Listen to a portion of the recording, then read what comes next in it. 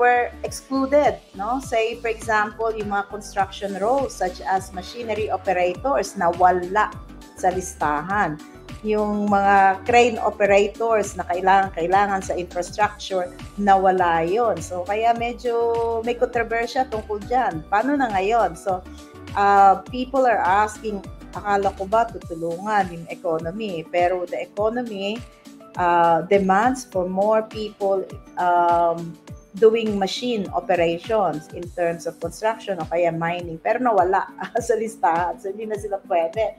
And then, of course, merong mga unexpected inclusion. So, these are surprises, no? Na-surprise tayo dito. Oops! Yung mga yoga instructors, okay sila. They kasama sila sa listahan. They can be nominated by an employer. And yung mga dog trainers, kasama rin, no? So, medyo okay. So, bago yan, no? And then, kaya nga sabi ng mga critics ng CSOL ay, nako, lalo lang lalawak, no? It will widen and worsen the gaps in crucial sectors while prioritizing the less critical roles. So, ano ba yung mga nasama? Ano ba yung mga nasama dyan sa CSOL na yan? Tingnan natin yung sa mga nurses, ano? Saan ba yung sa mga nurses? Ano yung kasama?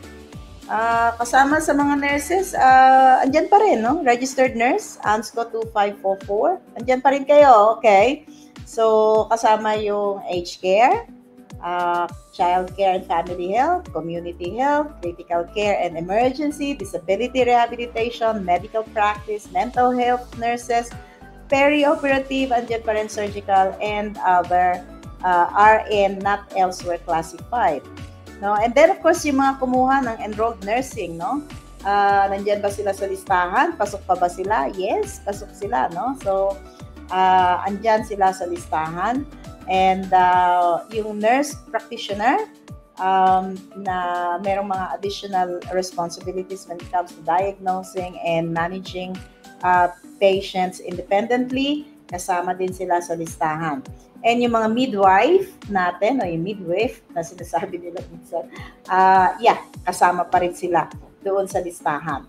Okay, so alam niyo na kung saan papunta ang ating critical sectors para sa CSOL, ha? Okay, now for teachers naman. Teachers andyan pa rin sa listahan, no? So pwede na sila ngayong masama sa employer nomination 186 and doon sa SEED, yung special na visa na i-introduce, no? Like, for example, early childhood pre-primary school teacher, pwede na, primary school teacher, secondary school teacher, middle school teacher, special needs teacher, teacher of English to speaker of other languages. Okay, meron akong questions dito, no? Kasi 482 to, employer-sponsored visa to.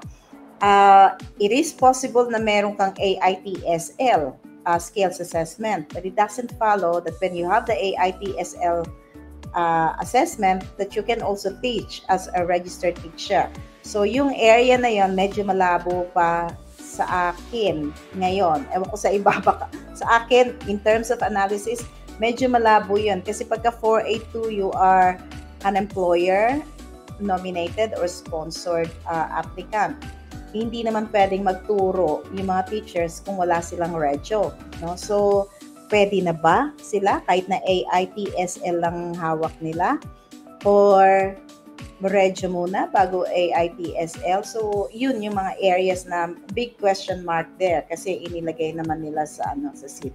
So, maybe kailangan ng regyo because merong mga registration requirements eh. Okay, childcare. Kasama ba sa childcare? O childcare workers, you are included, no? Kasama kayo. So, kaya baka magkaroon ng maraming concessions dyan, especially yung medyo lower salary than 73,150. Pag na-open, I'm really sure na welcome change itong pagsama sa childcare worker. Kasi dati, di ba, dama lang. Ngayon, baka pwede na sa bagong skill visa. And of course, yung out-of-school hours care worker, kasama rin sila doon sa listahan. Ano ang hindi kasama? Unfortunately, yung child care center manager, hindi siya kasama. So, hindi pwedeng manominate sa 482 yung mga nandoon sa klaseng trabaho.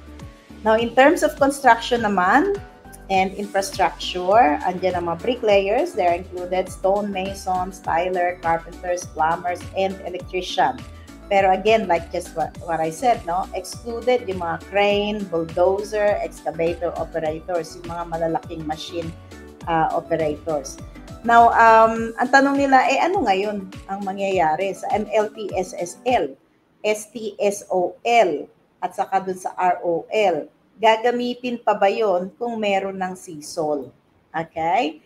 So, the short answer there is yes. Kasi kagaya nga ng sinabi ko kanina, CSOL will only apply to 482 and direct entry 186. Okay, direct entry lang. There are 3 streams dun sa employer nomination.